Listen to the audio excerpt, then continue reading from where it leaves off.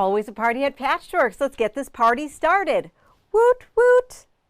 Hi everyone, this is Julie from Patchworks, and I am so excited that you're joining us for our fun presentation on the Noel quilt that I have here behind me. The Noel quilt is made from pre-cuts and from a Printworks panel by Sweetwater according to this pattern that is a for-purchase pattern from Sweetwater.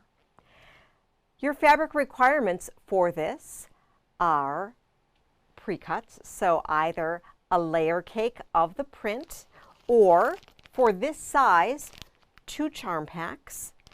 And you can either cut your background fabric from yardage, or for this particular one, you can also use 2 packs of a Bella Solid for your other half of your half square triangle.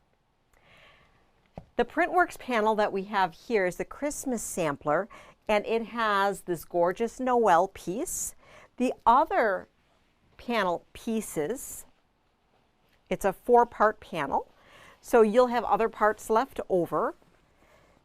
You have this nice Have Yourself a Merry Little Christmas, Let Your Heart Be Light,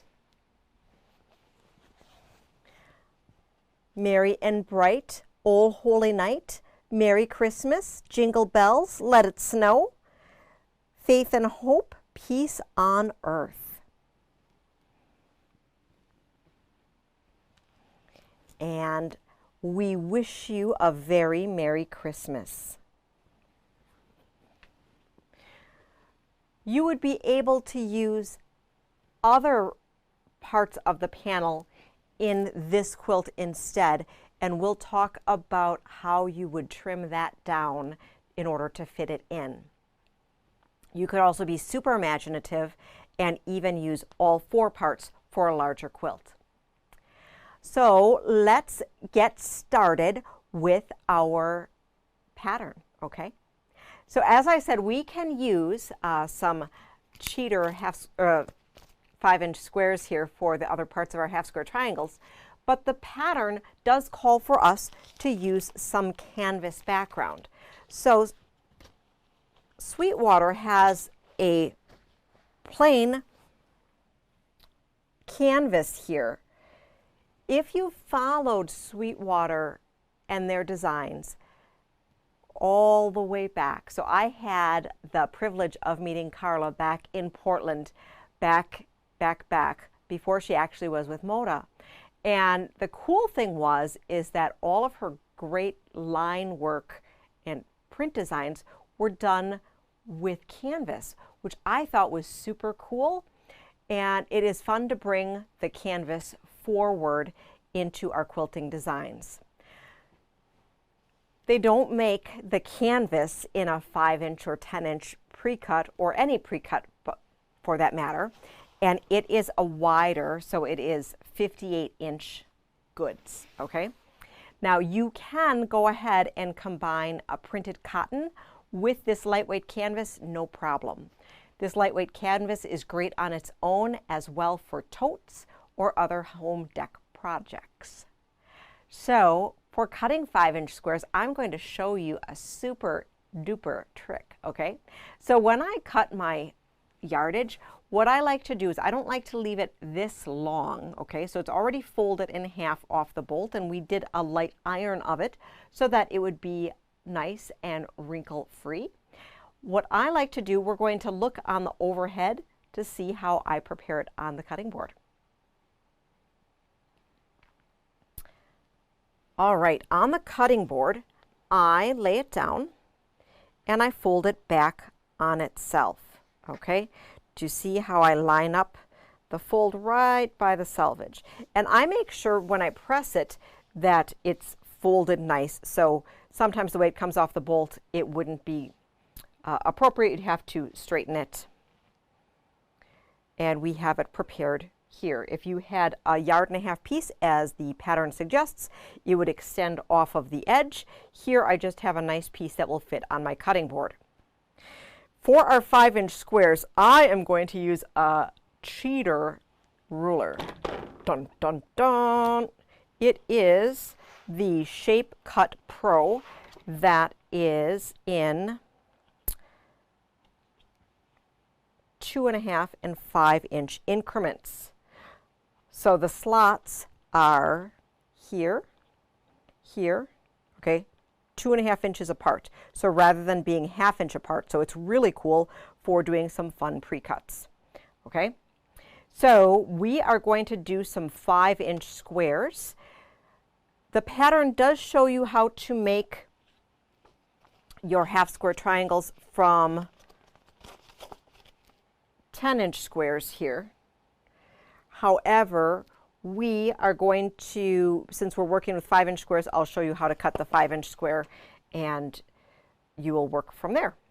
So what we're going to do is cut 5 inches apart. So I'm going to start on my 20. I could start on the 0, okay, and then I'm going to hop down the next 5, okay, so hop over 2 slots, and I introduce my blade at a slight angle, go forward. How easy is this? Okay, so I have 5-inch strips cut, all right? Oh, and I was talking a little bit too much here, so I didn't go all the way through. Got to make sure I close that blade every time. I'm going to open this up and I'm going to stack them on top of each other. Okay.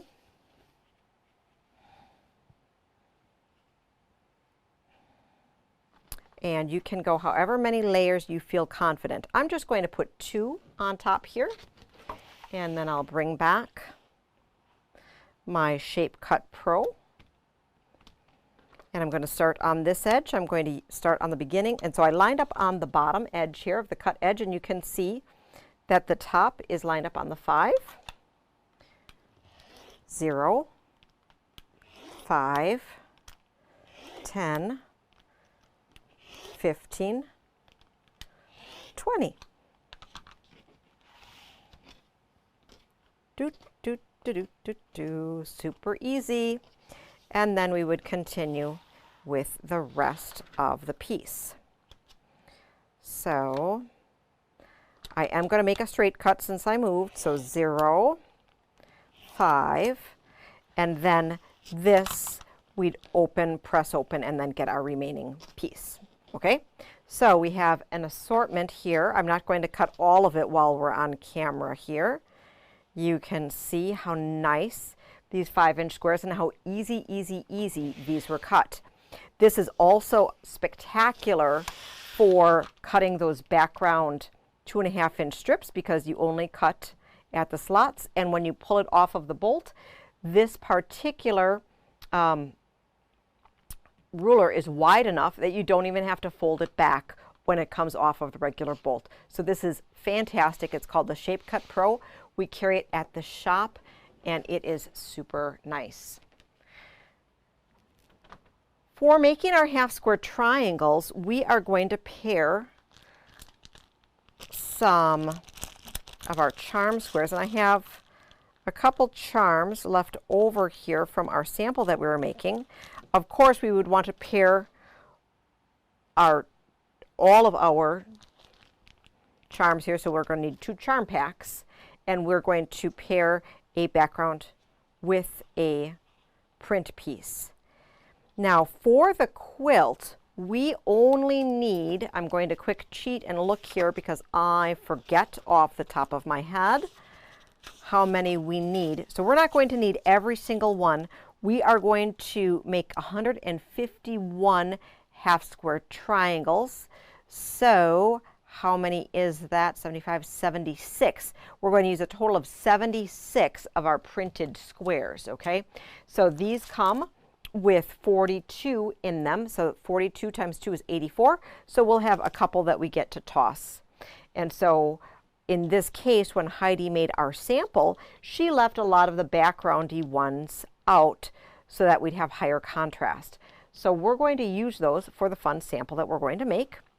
And you can see here that as the ones that we cut don't have the little pinked edge on it. So if you are ever pairing your cut 5-inch squares with a charm pack like this, you would just center that in your pinked edge, okay? How the pinked edge works is that the bottom valley of the pinking edge is typically where the 5-inch hits. So we are going to use our quick quarter ruler. Our quick quarter ruler comes in the 6 and 12-inch size. We're going to use the 6-inch size for this, and we can either use our Soline ceramic lead pencil or our Clover water erasable marker to draw our lines. I'm going to line this up, and I am going to use my Clover today. I think you can see it a little bit better on the camera. And when I mark this, I need to be careful that I don't stretch that bias, okay? So we marked it just like this. See if you can see that. All right, those faint blue lines. And we have our right sides together. We're going to do a couple of those, and then we are going to, let's just do 2 right away, because I want to show you how we're going to put some of these together. Let's do this one. I like this one. And I'm layering these right now. If you prefer to just mark your background squares first and then layer them, you absolutely can. In this case, we're going to go right to the sewing machine. So I like to pair them together. It's just sort of a routine that I have. If you like to mark all of them first and then pair them up, you can absolutely do that. Okay, so we have number 2 set, and this will yield 4 half square triangles. So we're going to hop over to the sewing machine and sew these up. And we are going to chain sew them. So if I were being good, I would probably pin these here. Okay, I'd probably pin them here. However, what we're going to do is we are going to not worry about that because these are smaller. When we work with a longer run, we absolutely want to make sure that we pin. But in this case, we're going to go for it because we're being bold. So we are going to chain piece our triangles together. Okay, so we're going down 1, we're sewing on the line. If we are going off the line, we want to be going to the inside of the line, right? Okay.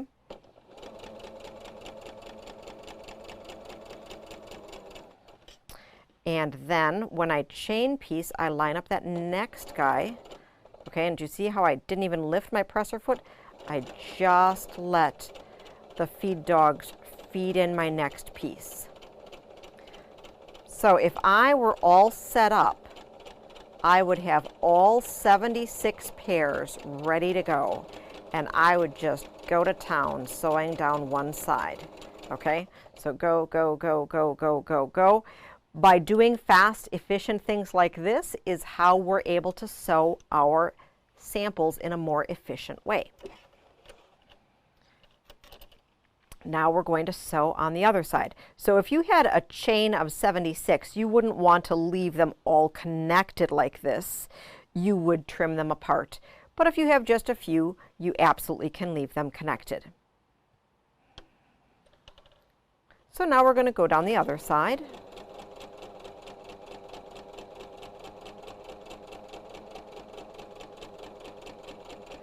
Dun, dun, dun, dun, dun, dun, dun. You can go as fast as you'd like.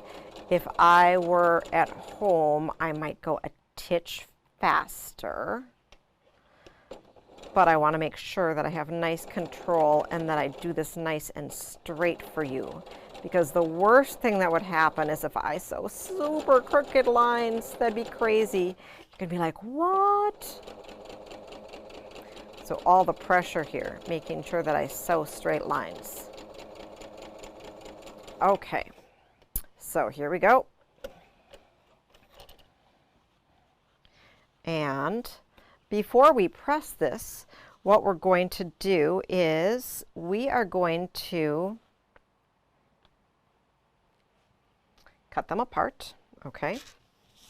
So I'm going to use my handy dandy little rotary mate and we'll cut it apart. I'm not worrying about my little snibby threads at the moment. I'll worry about them later.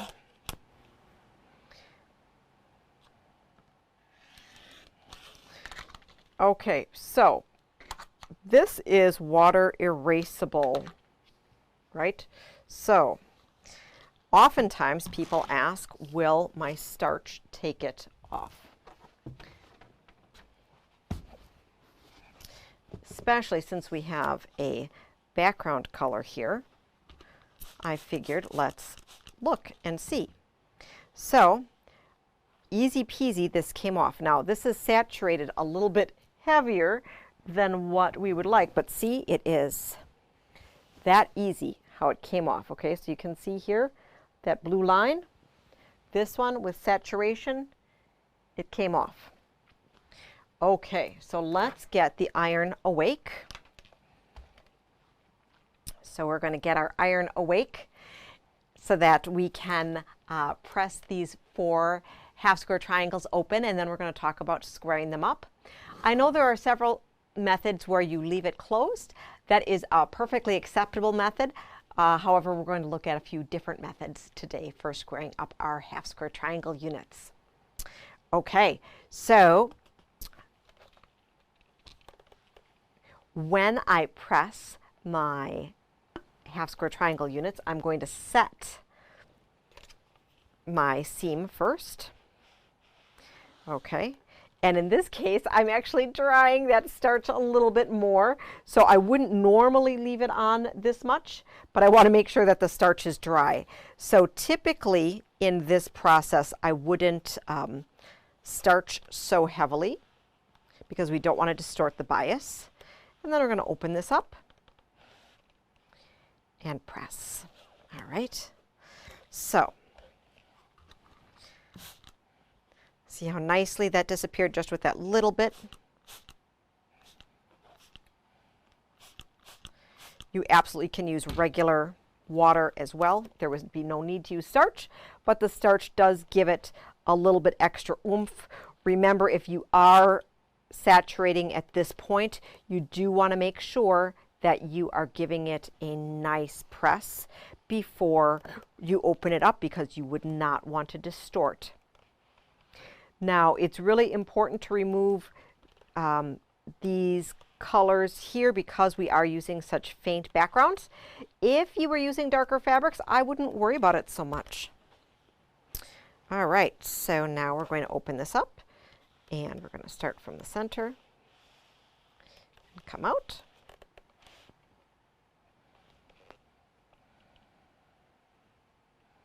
And start from the center and come out. So you might be saying, Julie, why are we going to the print fabric? And I'm going to the print fabric because this canvas is a little bit bulkier and I want to make sure that I have, just like anything, the least amount of bulk as possible. Okay, so these look really nice, really good. We finished those up quickly.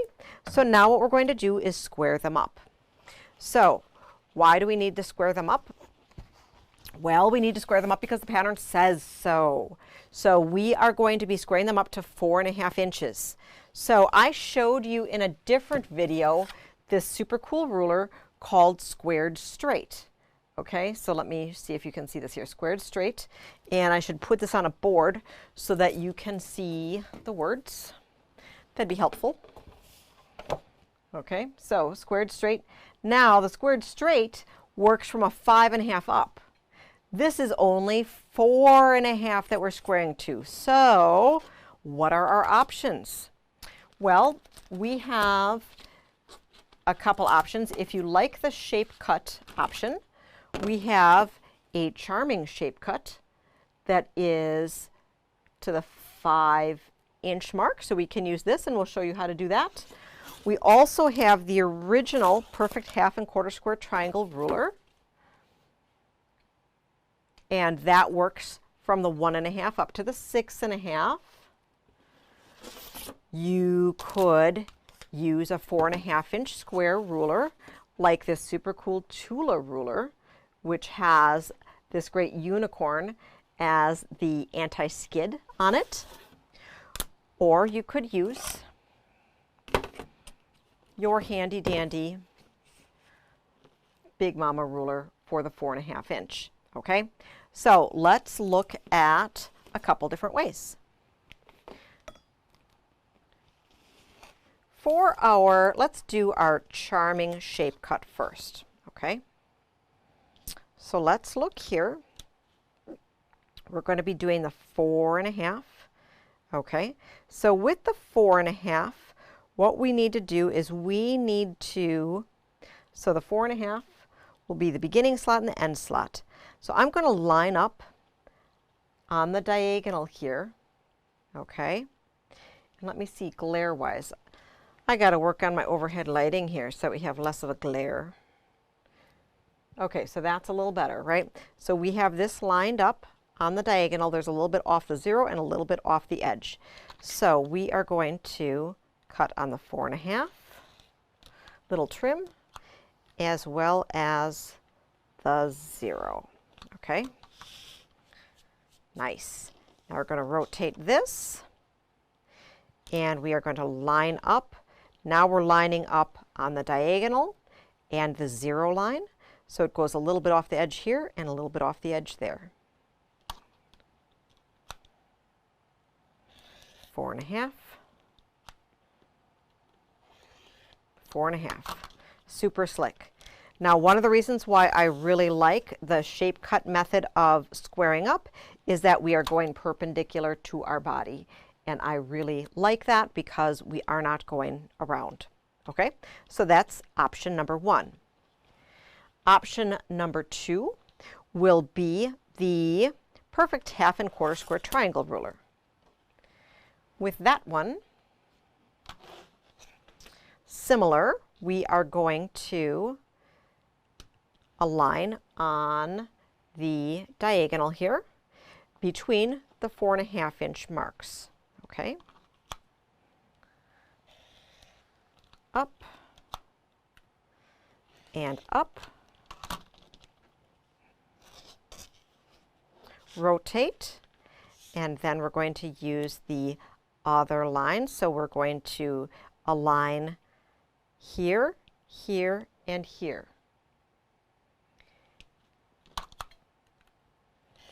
4.5. 4.5. Da-da-da. Okay. Next up, we are going to use the 4.5-inch square. With the 4.5-inch square, you are going to line up on the diagonal. Okay, so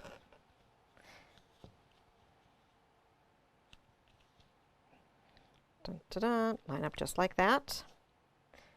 Okay. Now, this is important, and what we're going to do is I'm actually going to get a second mat here because probably the rotating mat would be better here. I like to make sure that I rotate my mat. Now, don't mock my mat. This is an older one that we're going to be using here. Okay. Super, super old. 1995, I think. Okay, so I have a manual rotating mat. I always like cutting away from myself, okay? So I cut one side.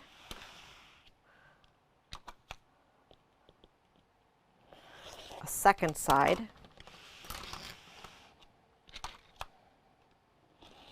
A third side. And a fourth side, okay? Beautiful, same size, but I want to practice safe cutting. It is not safe to go like this, okay? Always away from your body. We do not want a trip to the emergency room right now. That would not be good. Okay, then we are also going to look at the Big Mama option. So for the Big Mama option, we are going to use our 45-degree line here, and we're going to go as far over as we can to just shave off our little bit. Okay.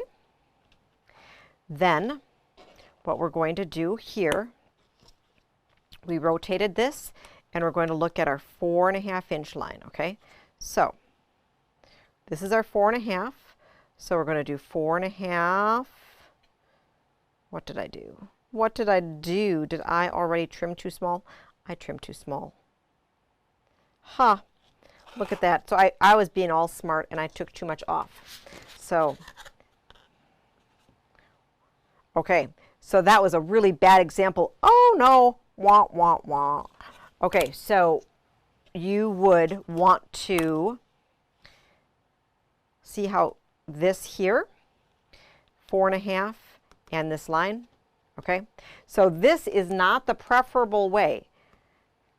If you have the option to do something else, do it. But before we made that first cut, what we should have done is we should have made sure that we had enough clearance here. So it is important to see here what we should and should not be doing. Okay, so that is how we would cut. So I would say my favorite method of that was our super cute little charming shape cut. The second favorite option was our perfect 1/2 and 1/4 square. Third favorite was a 4.5-inch square. And last but not least would be using your strip ruler for your squaring up. Of course, if you have a different favorite method of squaring up, I would love you to use that. Whatever is easiest for you.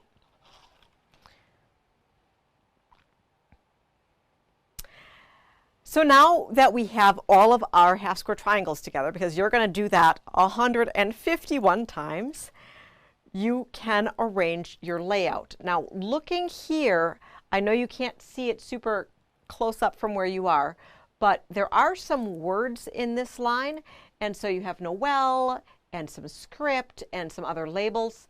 Don't worry about the directionality of your words. On this particular quilt, they go every which way, and that just adds character to the texture of the quilt. Remember, when you're underneath a quilt, you don't always look at it like it's hanging on the wall. You're looking at it upside down and sideways when you're laying on it and all cuddled up in it, so it doesn't matter which way the words go. Now, when Heidi put it together, she knew that she needed to go this many across and this many down, and had to save space for her trimmed panel in there. She didn't lay everything out. What she did is that she just went in rows, okay? So what she did is that she just picked things that, so she first did everything in pairs and then put the pairs in rows and made sure that the things that were going next to each other didn't match, okay? And then she loosely looked at the next row as she went on. That is a great way to put things together. Another way you can look at things is what I call the 2Z-4Z method, okay? So that's where you put everything in pairs first, and then you put your pairs together in 4 patches. And then your 4 patches go together in 4 patches, and so on and so forth. Now in this case, on the side here, you have 5 units, so you'd have to adjust. You can't make 2 3 times because that's 6. And so occasionally for your number of units, you need to modify that. But that is a method that we're just going to talk about, piecing together that for your simple construction. For the units that I have here, I have one more that I'm going to quick square up that Heidi had made for me, and then I have the 3 good ones that I squared up before. And then we're going to go to the sewing machine and look at how to put them together in a 2Z-4Z way. So I'll just take a moment to square this last guy up. And in this case, because we were using the 5-inch squares on both, Heidi went ahead and pressed her seams open. So oftentimes when we are working on things, I like the seams pressed open, and it is a perfect 4.5. It just has the little tails on it. So I'm just going to go ahead and trim off the tails.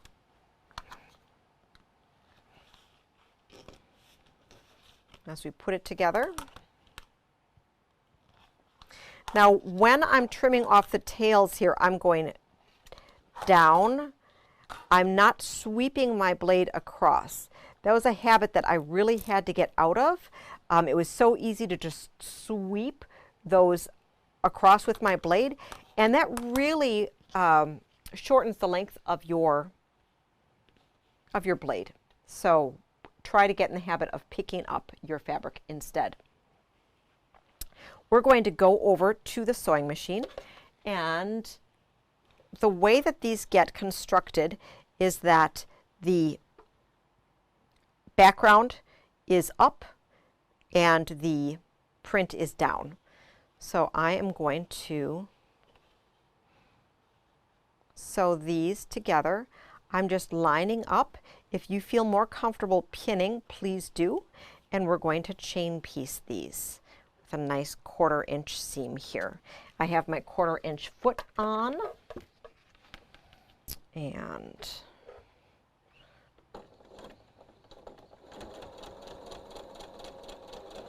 I'm just going to piece these together, and then my next set. As you're working this, you're going to want to make sure that your one diagonal is going this way and your other diagonal is going this way. Now I'm going to be pairing these together, so I'm actually going to flip this so that I have a little bit more interesting of a 4 patch here. Okay, I've lined this up here.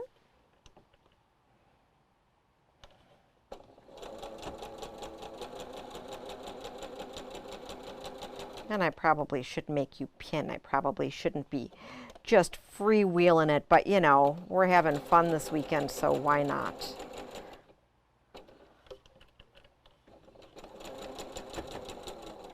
Okay. We're going to press these guys open. We have 2 sets here of our half square triangles together. Let's press it open with our pressing board here. And with this case, if you wanted to press your seams open, when I press my seams open, I take my thumbnail and I run it open first before I go to the ironing board, okay? I don't start from the back side and try to get my tip of my iron in there. You can burn yourself, and it is a little bit tedious as well. So we're going to go overhead and look here. We have just a little bit of white and black fabric here, very low contrast. I'm going to open this up here.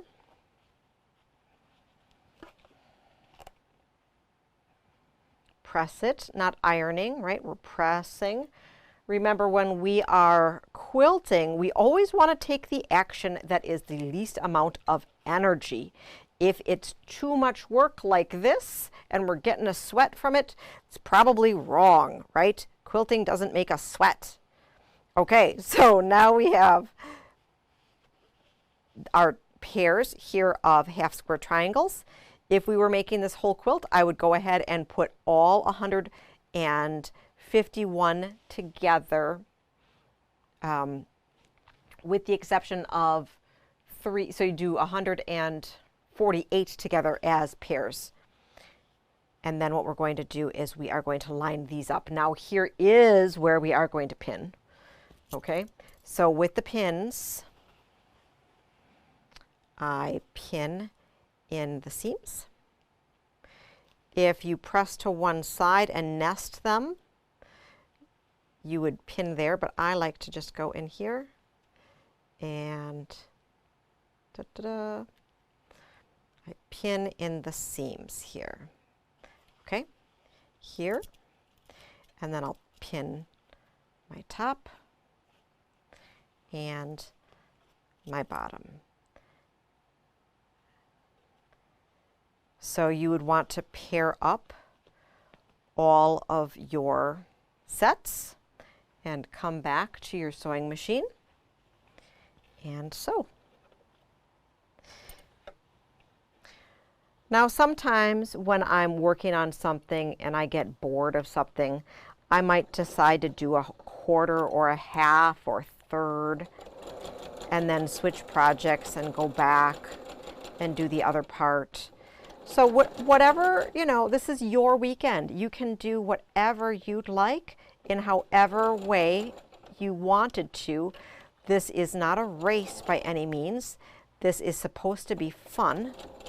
So if you don't want to put all of your pairs together into 4 patches, you don't have to.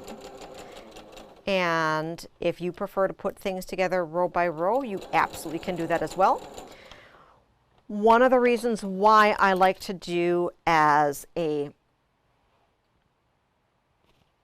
in the what I call the 2Z4Z method is that when you are aligning these points here in between your rows, I find that it's easier to kind of make something scooch in if you're not working row by row. Sometimes what I happen to find is that when I put a whole string together and then I put the next one in, sometimes I end up somehow like way off on one end and I don't know how that happened. So I feel like I have a little bit more control when I do it in this more controlled manner. So I'm going to go ahead and press my seams open again, and I'm going to do this, and then we can come back to our overhead to see how this goes together. Now there's a little bit of bulk, especially with our canvas. Okay, let's look overhead and see how this is going together. Gonna let it set there. Dun, dun, dun. And there we go. I'm going to trim off my little strings. I like to trim as I go with my little threads so that I don't have a big nest after at the end. I think that looks pretty cool. So let's look at our quilt behind us again. Okay, so you're going to be doing in all of the colors, okay, or in if you just choose different palettes that you'd like. You're going to be working either putting them together like this or in chunks, okay? Now with this, you need to be cutting down your panel, and the pattern tells us specifically how to do that. If you are modifying or creating your own, what I want you to do is I want you to look at the grid. Oh no, we're talking quilt math, quilt math! So what do I mean by the grid? I mean, what is the finished size of the unit that you're working with? In this case, we were trimming everything to 4.5, and a 4.5 inch unfinished block comes to what size? 4. So what size is this grid? 4 inches. Now when we're cutting our panels, we calculate things first in the finished size, and then we add back in our seam allowance, okay? So stay with me. In this case, it is 1, 2, 3, 4, 5, 6 across. by 1, 2, 3 down. So 6 times 4 is 24, and 6 times 3 is 18. You don't want to cut it 24 by 18. Why? Because it's not going to fit. You need to add your seam allowances back in. So you're going to be cutting it 24.5 by 18.5. Now, let's say we're going to be crazy now, okay, that we're using a different panel. And that panel is going to be bigger. And we are going to go 6 across by 5 down, okay? So if it's 6 across by 5 down, 6 times 4 is 24, plus a half is 24.5. And 5 down is 5 times 4 is 20, plus a half is 20.5, okay?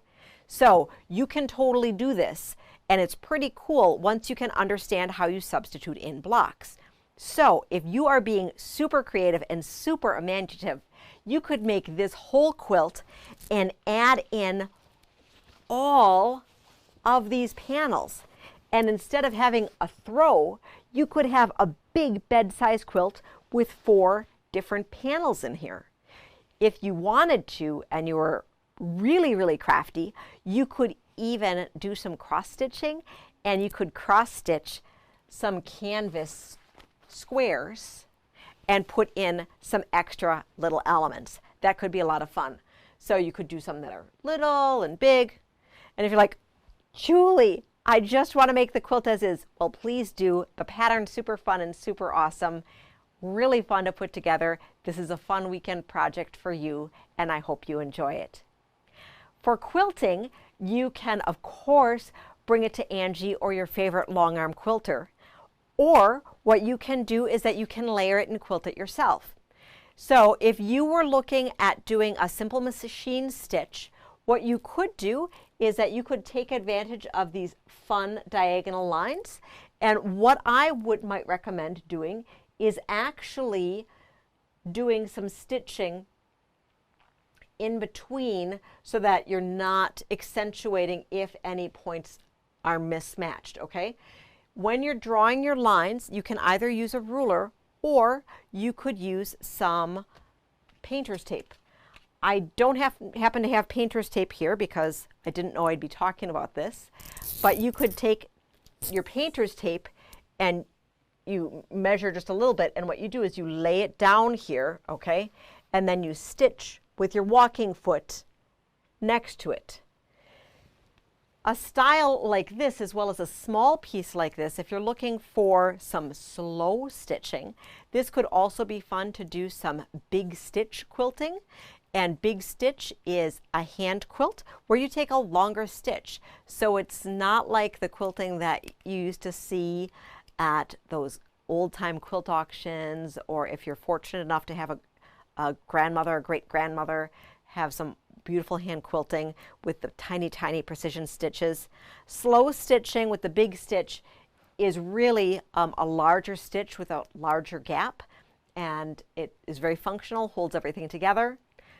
Might be sweet to even do some tying. And then for the panel here, you could even take advantage of stitching around the Noel and through the X's. I believe on the cover of the pattern, there even is some great embellishment on there. So I hope you have fun with that quilt. If you are looking for more projects to be doing with the Printworks panels, we have a fun idea book here, and this is specifically for the Christmas sampler. However, Sweetwater makes a lot of really fun word panels, and they can be used with these as well.